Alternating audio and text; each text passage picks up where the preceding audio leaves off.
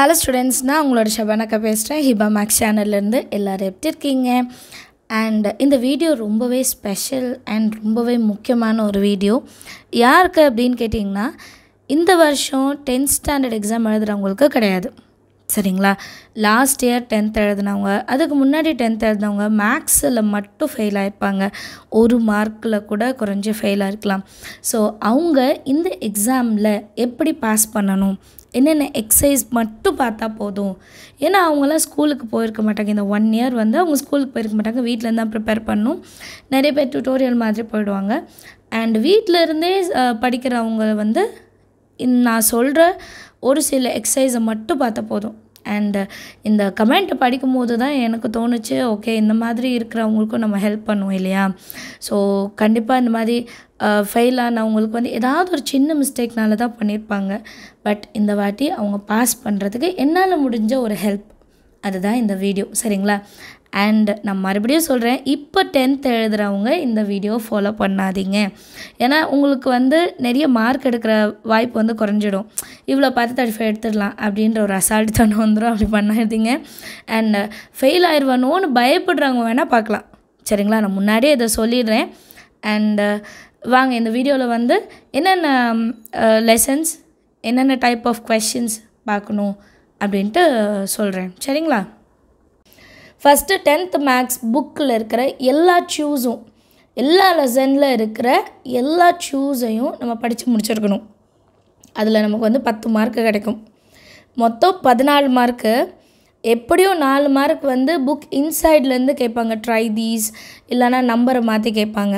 So நான் அந்த ஆப்ஷனை கூட நான் எடுத்துடுறேன், சரிங்களா? 10th மேக்ஸில் புக்கு பின்னாடி இருக்கிற சூஸ் த கரெக்ட் ஆன்சர்ஸ் அதை நம்ம தரவு பண்ணோம். சரி, எப்படி தரவு பண்ணுறதுனா, ஏதாவது ஒரு வார்த்தையை ஹிண்ட்டாக வச்சுக்கோங்க. ஒரு லைனில் இந்த வார்த்தை, இந்த நம்பர் வந்தால் இதுதான் ஆன்சர். இது எல்லாருக்குமே கிடையாது. நான் சொல்கிறது எல்லாமே இப்போ 2-3 அட்டெம்ப்ட் எழுதிட்டேன், நான் பாஸ் ஆகணும், அப்போ தான் வேலை கிடைக்கும், சரிங்களா? இதுதான் கடைசி வாய்ப்பு அப்படின்ட்டு இருக்கிறவங்களுக்கு தான் இது அப்ளிகபிள். இப்போ எழுதுகிறவங்க இதை ஃபாலோ பண்ணக்கூடாது, சரிங்களா? ஸோ சூஸ் மட்டும் பார்த்தாலே நமக்கு 10 மார்க் கிடச்சிடும். அடுத்தது நான் சொல்ல போகிற சாப்டர்ஸ், அதுலேயும் நான் சொல்கிற எக்ஸசைஸ் மட்டும் பார்த்துக்கோங்க, சரிங்களா? கண்டிப்பாக உங்களுக்கு ஒரு 5 2 மார்க்கு 5 5 மார்க் அட்டென்ட் பண்ண முடியும். சாப்டர் 1ல் 1.1 1.2 இதுலேருந்து ஒரு 2 மார்க்கும் ஒரு 5 மார்க்கும். லாஸ்ட்டில் நான் மார்க்கெல்லாம் டோட்டல் பண்ணியும் காமிச்சிருக்கேன். இப்போதைக்கு இதெல்லாம் நோட் பண்ணிக்கோங்க. சாப்டர் 1ல் எக்ஸசைஸ் 1.1 1.2 2 எக்ஸசைஸ் ஒரு சாப்டரில் பார்த்தா போதும். அடுத்து செகண்ட் லெசனில் 2.9 special series, AP GP arithmetic progression இல்லை ஜியோமெட்ரிக், அடுத்தது ஜியோமெட்ரிக் ப்ராக்ரெஷன் சம்ஸ். அதுலேயும் sum of the 3 consecutive terms அப்படின்னு வரும். அந்த மாதிரி 4 சம் இருக்கும், 4-5 சம் எக்ஸசைஸ்லையும் எக்ஸாம்பிள்லையும். அந்த சம்ஸ்லாம் மார்க் பண்ணி 4-5 வாட்டி எழுதி பாருங்கள். ரிப்பீட்டடாக எழுதி பாருங்கள். அது மனப்பாடம் ஆயிடணும், சரிங்களா? அதை ஒர்க் அவுட் பண்ண நமக்கு அது அடுத்த ஸ்டெப் இதுதான் ஞாபகம் வர அளவுக்கு நம்ம ஒர்க் அவுட் பண்ணணும், சரிங்களா? அடுத்தது 4th சாப்டர். 4th சாப்டரில் அந்த மொத்த சாப்டர்லேயுமே 3 தியரம் பாருங்கள்.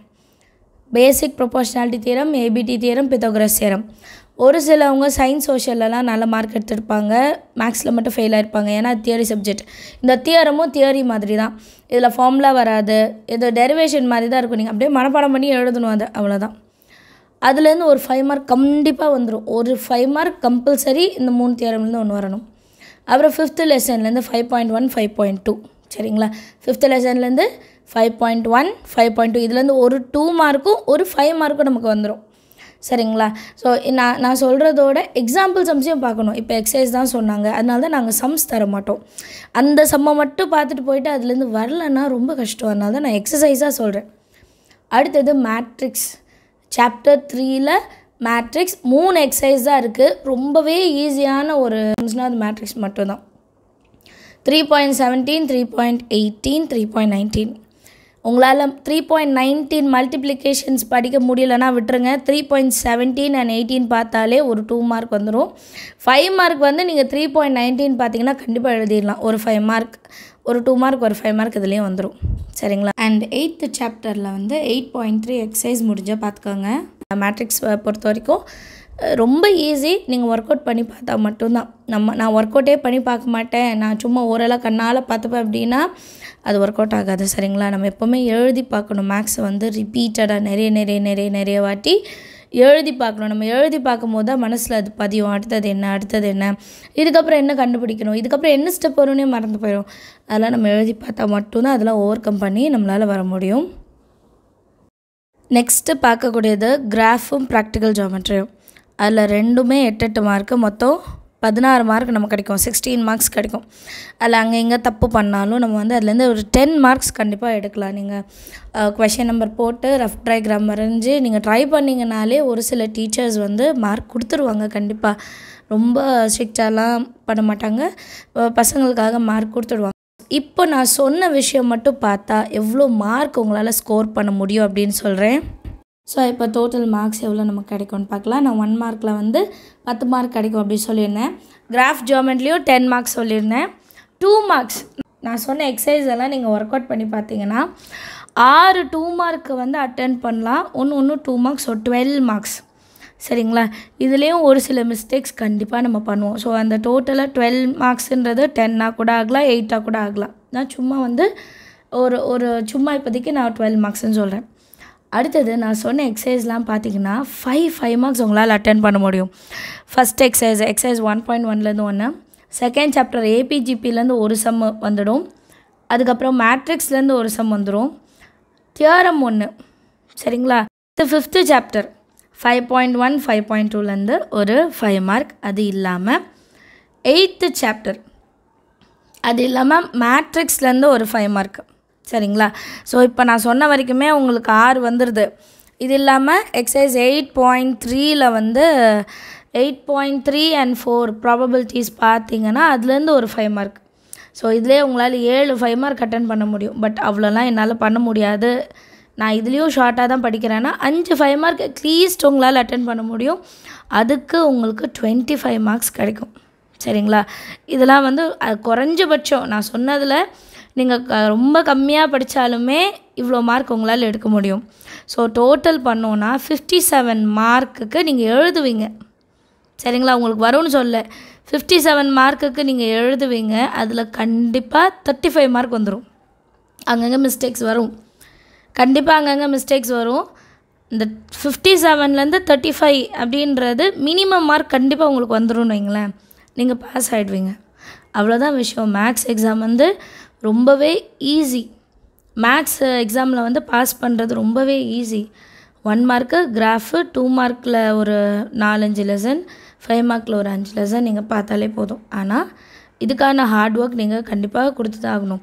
ஒரு சிலவங்க சொல்லுவாங்க நம்ம அட்டன் பண்ணாலே போதும், அரியர் அட்டன் பண்ணாலே பாஸ் பண்ணிவிடுவாங்க. அப்படிலாம் கிடையாது. நம்ம எழுதுனா தான் அதுக்கு மார்க்கு கிடைக்கும். அதை நம்ம எழுதுறதுக்குன்னு நம்ம கொஞ்சம் வேலை பார்க்கணும். அந்த வேலையெல்லாம் நம்ம கண்டிப்பாக பார்த்து தான் ஆகணும். நம்ம வந்து ஒர்க் அவுட் பண்ணணும், நிறைய ரிவைஸ் பண்ணணும், கொஷின் பேப்பர்ஸில் ரிப்பீட்டடான சம்ஸ் பார்க்கணும். இதெல்லாம் பார்க்கும்போது கண்டிப்பாக நம்மளால் பாஸ் பண்ண முடியும். நான் சொன்ன டாபிக்ஸ் எல்லாம் நீங்கள் ஒர்க் அவுட் பண்ணி பார்த்தீங்கன்னா 57 மார்க்ஸ், அதில் நமக்கு 35 தான் வேணும்.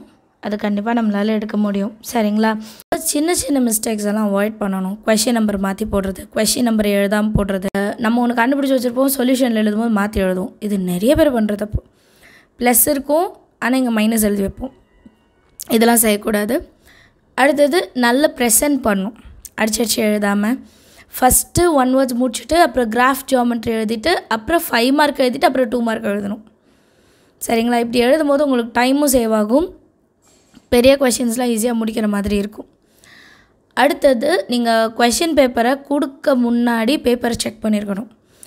எல்லா ஆன்சரும் எழுதியிருக்கோமா, எல்லாத்துக்கும் கொஷின் நம்பர் போட்டிருக்கோமா, இதெல்லாம் வந்து செக் பண்ணாமல் பேப்பரை வந்து கொடுத்துடக்கூடாது. நமக்கு நிறைய டைம் இருக்கும். கரெக்டாக டைமை யூஸ் பண்ணி இந்த விஷயம்லாம் நம்ம செஞ்சுருக்கணும். நான் சொன்னதெல்லாம் ஃபாலோ பண்ணிங்கன்னா கண்டிப்பாக உங்களால் இந்த எக்ஸாமை பாஸ் பண்ண முடியும். இதுக்கு முன்னாடி நீங்கள் ஒரு அட்டெம்ப்ட் வச்சுட்டு இல்லை 2 அட்டெம்ப்ட் வச்சாலும் பரவாயில்ல.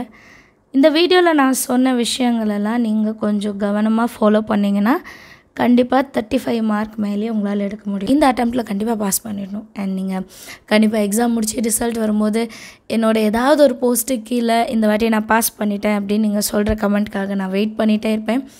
நீங்கள் மட்டும் இல்லை, உங்களை மாதிரி நிறைய பேர் படிப்பை வந்து டிஸ்கண்டினியூ பண்ணிவிட்டு இப்போது 10th முடிக்கணும் அப்படின்னு இருக்கிற எல்லாருக்குமே இந்த வீடியோ வந்து யூஸ்ஃபுல்லாக இருக்கும். ஸோ உங்கள் ஃப்ரெண்ட்ஸ் சர்க்கிள் யாருக்காவது இந்த மாதிரி தேவைப்பட்டால் கண்டிப்பாக இந்த வீடியோ ஷேர் பண்ணுங்கள். வேறு ஏதாவது டவுட் இருந்தாலும் இந்த வீடியோட கமெண்ட் செக்ஷனில் எழுதுங்க. தேங்க்யூ ஸோ மச் ஃபார் வாட்சிங்.